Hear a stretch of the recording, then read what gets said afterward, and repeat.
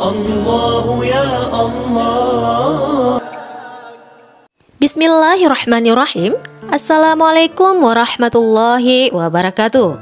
Syukur alhamdulillah kita berjumpa lagi di channel ini. Salawat dan salam selalu dan tetap tercurahkan kepada junjungan kita Nabi besar Muhammad sallallahu alaihi wasallam. Allahumma sholli ala sayyidina Muhammad wa ala ali sayyidina Muhammad. Saudaraku yang dirahmati Allah Subhanahu wa taala, pernahkah kalian mendengar seseorang berkata, "Wah, di hari Asyura ini harus mandi pakai 7 bunga."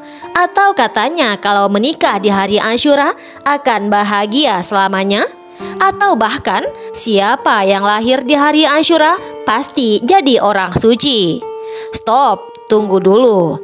Ternyata banyak sekali mitos dan kepercayaan keliru yang beredar di masyarakat tentang hari Asyura. Kepercayaan-kepercayaan yang sayangnya tidak memiliki dasar dalam Al-Quran dan juga hadis Rasulullah Sallallahu Alaihi Wasallam. Hari ini kita akan membongkar tuntas 7 mitos besar tentang hari Asyura yang harus segera diluruskan. Karena dalam beragama kita tidak boleh asal-asalan. Allah Subhanahu wa taala berfirman, "Dan janganlah kamu mengikuti apa yang kamu tidak mempunyai pengetahuan tentangnya." Quran Surah Al-Isra ayat 36. Bersiaplah untuk terkejut, karena mungkin selama ini kita telah terpengaruh oleh mitos-mitos yang tidak berdasar. Mitos yang pertama adalah di hari Asyura wajib mandi besar pakai 7 macam bunga agar dapat berkah dan terlindung dari sihir. Sahabat, ini adalah mitos besar yang tidak ada dasarnya sama sekali dalam Islam. Tidak ada satupun hadis sahih yang menyebutkan tentang mandi dengan bunga-bunga di hari Asyura. Rasulullah Shallallahu Alaihi Wasallam ketika ditanya tentang amalan hari Asyura hanya menyebutkan, "Puasa hari Asyura, aku berharap kepada Allah akan menghapus dosa-dosa tahun yang lalu." Hadis riwayat Muslim. Tidak ada sama sekali penyebutan tentang mandi khusus. Yang lebih mengkhawatirkan lagi, tradisi mandi dengan 7 bunga ini justru mirip dengan ritual-ritual kepercayaan animisme dan dinamisme yang bertentangan dengan tauhid. Allah Subhanahu wa taala berfirman, "Dan hanya kepada Tuhanmu hendaklah kamu berharap." Quran Surah Al-Insyirah ayat 8. Berkah dan perlindungan hanya datang dari Allah, bukan dari bunga-bunga atau ritual tertentu. Amalan yang benar adalah berpuasa sunnah dan memperbanyak zikir kepada Allah. Kemudian mitos yang kedua adalah menikah di hari Asyura menjamin kebahagiaan abadi. Mitosnya, siapa yang menikah di hari Asyura akan bahagia selamanya dan rumah tangganya tidak akan pernah ada masalah. Ini adalah kepercayaan yang sangat berbahaya. Kebahagiaan rumah tangga tidak ditentukan oleh hari pernikahan, melainkan oleh ketakwaan kedua pasangan kepada Allah Subhanahu wa taala. Allah Subhanahu wa taala berfirman dalam Al-Qur'an, "Dan di antara tanda-tanda kekuasaannya ialah Dia menciptakan untukmu istri-istri dari jenismu sendiri, supaya kamu cenderung dan merasa tentram kepadanya, dan jadikannya di antaramu rasa kasih dan sayang." Quran Surah Ar-Rum ayat 21. Ketentraman dan kasih sayang dalam rumah tangga adalah karunia Allah yang diberikan kepada pasangan yang saling menjaga hubungan dengan Allah dan sesama. Rasulullah Sallallahu Alaihi Wasallam juga bersabda, "Dunia ini perhiasan, dan sebaik-baik perhiasan dunia adalah istri yang solihah." Hadis riwayat Muslim. Kunci kebahagiaan rumah tangga adalah kesolehan, bukan hari pernikahan. Yang harus diutamakan adalah pilih pasangan yang bertakwa, bukan pilih hari yang bertuah. Mitos yang ketiga adalah orang yang lahir di hari Asyura pasti menjadi wali. Mitos, anak yang lahir di hari Asyura sudah pasti akan menjadi orang suci atau wali. Subhanallah, betapa kelirunya anggapan ini. Kemuliaan seseorang di sisi Allah tidak ditentukan oleh hari kelahirannya, melainkan oleh amal perbuatan dan ketakwaannya. Allah Subhanahu wa Ta'ala berfirman dengan tegas, "Sesungguhnya orang yang paling mulia di antara kamu di sisi Allah ialah orang yang paling bertakwa." Quran Surah Al-Hujurat ayat 13. Dan dalam ayat lain, Allah juga berfirman, "Dan bahwasanya seorang manusia tiada memperoleh selain apa yang telah diusahakannya." Quran Surah An-Najm ayat 39. Nabi Muhammad SAW yang adalah manusia paling mulia bahkan bersabda, "Sesungguhnya Allah tidak melihat kepada rupa dan harta kalian, akan tetapi Allah melihat kepada hati dan amal perbuatan kalian." Hadis riwayat Muslim. Jadi, tidak peduli kapan seorang lahir, yang menentukan kemuliaan di sisi Allah adalah amal soleh dan ketakwaannya. Yang benar adalah didik anak dengan akhlak Islam sejak kecil, bukan bergantung pada hari kelahiran. Kemudian mitos yang keempat adalah puasa Asyura bisa mengganti puasa Ramadan. Mitos puasa Asyura pahalanya sangat besar, jadi bisa mengganti puasa Ramadan yang terlewat.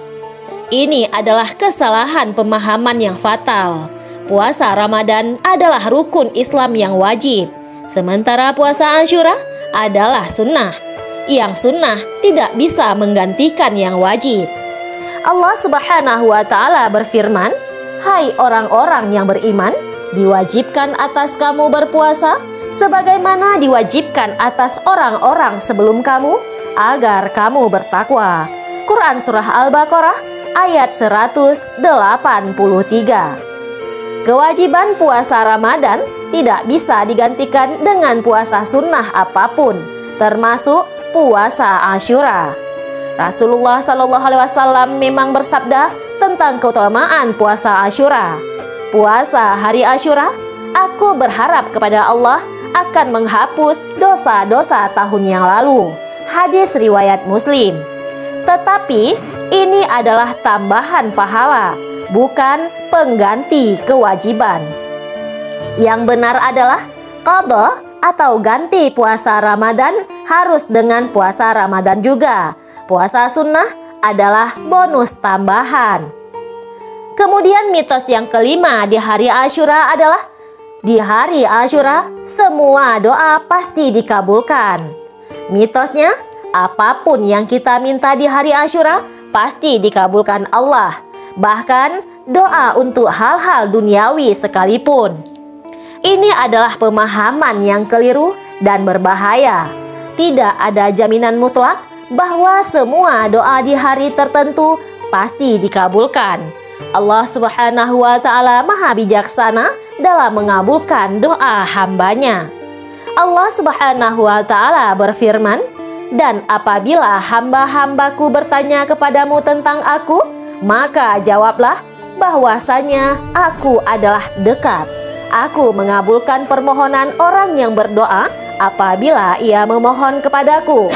Maka hendaklah mereka itu memenuhi segala perintahku, dan hendaklah mereka beriman kepadaku agar mereka selalu berada dalam kebenaran." Quran Surah Al-Baqarah ayat 186. Pengabulan doa tergantung pada yang pertama, keimanan dan ketakwaan pemohon. Yang kedua, cara berdoa yang benar. Dan yang ketiga adalah kebijaksanaan Allah. Mungkin ditunda atau diganti dengan yang lebih baik. Rasulullah SAW bersabda, "Tidaklah seorang muslim berdoa dengan suatu doa yang tidak mengandung dosa atau memutuskan silaturahmi, melainkan Allah akan memberikan kepadanya salah satu dari 3 hal. Segera dikabulkan doanya, atau disimpan untuknya di akhirat, atau dipalingkan daripadanya kejelekan yang setimpal. Hadis riwayat Ahmad. Yang benar adalah terus berdoa dengan adab yang benar dan serahkan hasilnya kepada Allah yang Maha Bijaksana. Mitos yang keenam adalah berpuasa Asyura saja sudah cukup, tidak perlu puasa Ramadan. Mitosnya, karena puasa Asyura bisa menghapus dosa setahun, jadi sudah cukup, tidak perlu repot-repot puasa Ramadan sebulan penuh. Astagfirullah, ini adalah pemikiran yang sangat sesat. Puasa Ramadan adalah rukun Islam yang wajib, tidak bisa diabaikan dengan alasan apapun. Allah Subhanahu wa Ta'ala berfirman, bulan Ramadan, bulan yang di dalamnya diturunkan Al-Quran sebagai petunjuk bagi manusia dan penjelasan-penjelasan mengenai petunjuk itu dan pembeda antara yang hak dan yang batil.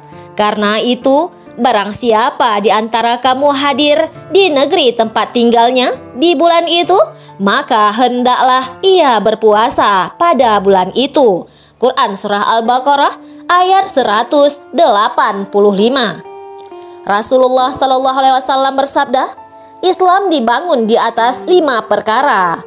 Bersaksi bahwa tidak ada Tuhan yang berhak disembah kecuali Allah dan Muhammad adalah utusan Allah.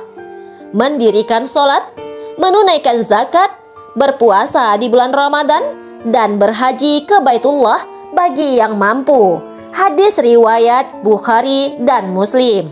Yang benar adalah puasa Asyura adalah tambahan kebaikan, bukan pengganti kewajiban puasa Ramadan. Dan mitos yang ketujuh adalah menggunakan celak di hari Asyura mendapat pahala khusus. Mitosnya, siapa yang memakai celak di hari Asyura akan mendapat pahala dan matanya akan sehat sepanjang tahun. Tidak ada hadis sahih yang menyebutkan keutamaan khusus memakai celak di hari Asyura. Ini adalah tradisi yang dicampur adukkan dengan ajaran Islam. Memang Rasulullah Shallallahu Alaihi Wasallam menganjurkan penggunaan celak ismit atau celak antimoni, tetapi ini adalah anjuran umum untuk kesehatan mata, bukan khusus untuk hari Asyura. Rasulullah Shallallahu Alaihi Wasallam bersabda, hendaklah kalian menggunakan ismit, celak antimoni, karena sesungguhnya ia dapat menjernihkan penglihatan dan menumbuhkan bulu mata. Hadis riwayat Tirmizi. Ini adalah anjuran umum, bukan ritual khusus hari Asyura. Yang benar, ikuti sunnah Rasulullah dalam penggunaan celak sebagai kebiasaan sehat, bukan ritual hari tertentu. Sahabat beriman yang Allah muliakan, setelah kita bahas 7 mitos besar tentang hari Asyura, ada pelajaran penting yang harus kita ambil. Yang pertama adalah kembali kepada Al-Quran dan hadis. Allah Subhanahu wa Ta'ala berfirman, hai orang-orang yang beriman, taatilah Allah dan taatilah Rasul-Nya dan ulil amri di antara kamu. Kemudian jika kamu berlainan pendapat tentang sesuatu, maka kembalikanlah ia kepada Allah, Al-Quran dan Rasul, sunnahnya, jika kamu benar-benar beriman kepada Allah dan hari kemudian. Quran Surah An-Nisa ayat 59. Yang kedua, berhati-hati dengan bid'ah. Rasulullah Shallallahu Alaihi Wasallam bersabda, barang siapa yang mengada-ngadakan dalam urusan kami ini, agama, sesuatu yang bukan daripadanya, maka ia tertolak. Hadis riwayat Bukhari dan Muslim. Yang ketiga adalah amalan Asyura yang benar. Yang dianjurkan Rasulullah Shallallahu Alaihi Wasallam hanyalah berpuasa, utamanya 9 sampai 10 atau 10 sampai 11 Muharram. Kemudian memperbanyak zikir dan doa, membaca Al-Quran dan beristighfar. Jangan biarkan mitos-mitos keliru merusak kemurnian ibadah kita. Islam sudah sempurna sebagaimana firman Allah Subhanahu wa Ta'ala, pada hari ini telah kusempurnakan untuk kamu agamamu, dan telah kucukupkan kepadamu nikmatku, dan telah kuridhoi Islam itu jadi agama bagimu.